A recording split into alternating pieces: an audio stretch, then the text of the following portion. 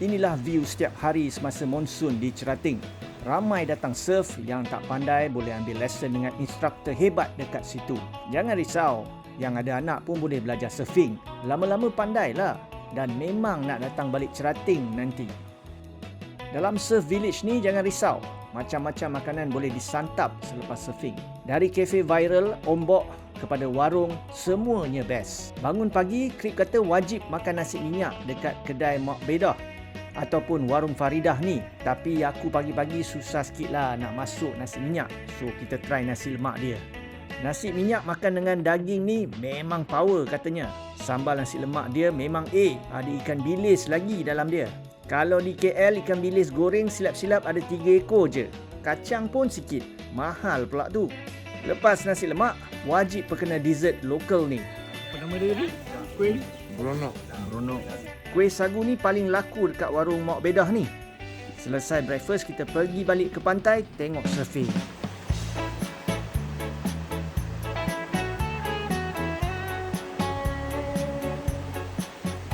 Dah lapar, lunch time kita ke Cafe Ombok. Boleh dikatakan kafe paling viral di Cerating ni. Nak makan sini kalau weekend memang ada waiting list lah. Dekat Ombok, kita tukar selera western. Fish and chips, monsoon burger dan yang paling penting, kopi. Ombok ni bukan sekadar kafe. Boleh beli surf skate, baju surfing. Selain itu ada juga kraftangan tempatan selain perhiasan dan aksesori yang dibuat oleh pelarian daripada plastik yang digitar semula. Dengan tema No Ombak, No Life, kafe ni memang jadi pot orang ramai chill dengan Cerating vibes. Sebelum balik ke hotel, terjumpa barber pula dekat tepi pantai. Relax je Omar, barber dari Johor ni buat servis potong rambut dekat tepi laut. Berapa lama dah buat dah? 10 tahun. Berapa? 10 tahun. Barber lah. Dekat sini?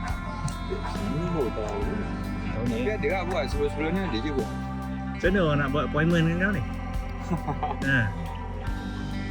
Biasa saya on kat sini weekend bang. Tapi kadang-kadang tengok kat tapi mostly weekend. Persoalannya, bila monsun dah habis, surfer-surfer ni cuti ke?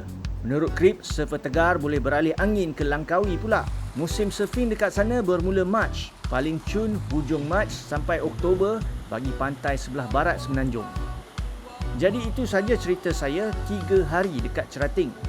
Kalau nak experience yang best, kena lepak Cerating paling kurang 5 hari. Kalau ada rezeki, kita tengok pula vibe surfing lain di Malaysia ni.